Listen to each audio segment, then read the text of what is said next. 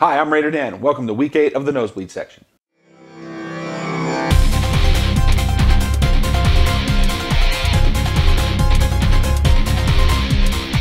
This week was another historic win in Raider lore. This is our third win in a row at Mile High. This is the most points by a Raider team ever. Career day for Darren McFadden with 4 touchdowns, 155 yards, and a 10.3 yards per carry average. What is this, the game or the highlights from my Madden team? The differences between these two teams are very evident on Sunday. The Broncos team has been bad for some times, but has played mediocre at best over the past 10 seasons. Denver can make no excuses on defense, having their 2 best players on the field, Champ Bailey and DJ Williams. One guy that wanted to show up to play ball was Nosebleed Moreto, scoring both the Denver touchdowns. Brandon Lloyd is quickly making me forget about Brandon Marshall.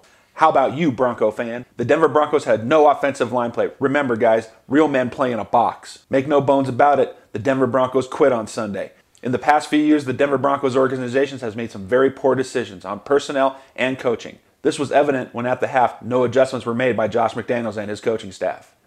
Bronco fan, your 6-0 start has faded into the sunset like your last 2 Super Bowls. Hell, John Elway even got smart and married a Raider.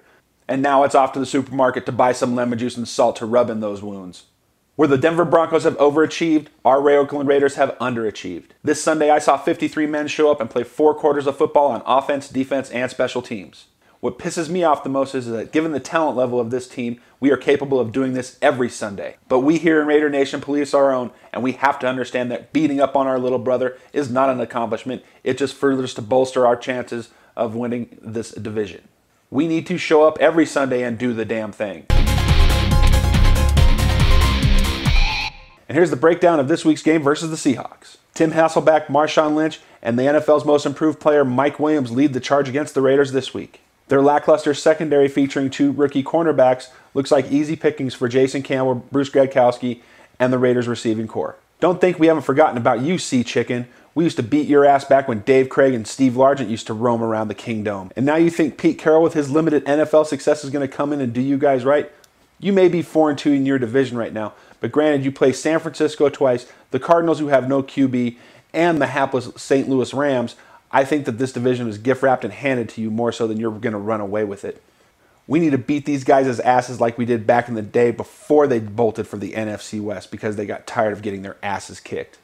The Raiders need to win 2 in a row in a bad way and get that monkey off our back. Let's do it against the Seahawks this week. This week's douchebags are none other than former defensive tackle for the Oakland Raiders and Tampa Bay Buccaneers, Warren Sapp, and Deion Sanders. Listen, Warren, just because you got your ass handed to you playing for the Raiders doesn't mean you can badmouth us every chance that you get. And Deion, go sell some hot dog cookers. Trick or treat, you've been trick or treat since you showed up in this league. This week's viewer mail comes from none other than Dan Schneider. His mail reads, "That one-trick pony in front of the supermarket has a sign that now reads out of order. Usually they take dead farm animals to the dog food factory, which is less than 10 miles away from Mile High Stadium, just off I-70 and I-25 just east of the Coliseum.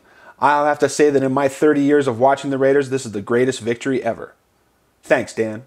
And of course, any correspondence from you, the viewer, is always welcome. Feel free to contact us at RaiderDan@Facebook.com, RaiderDan at 5280 at Twitter, and of course, RaiderDan5280 at gmail.com.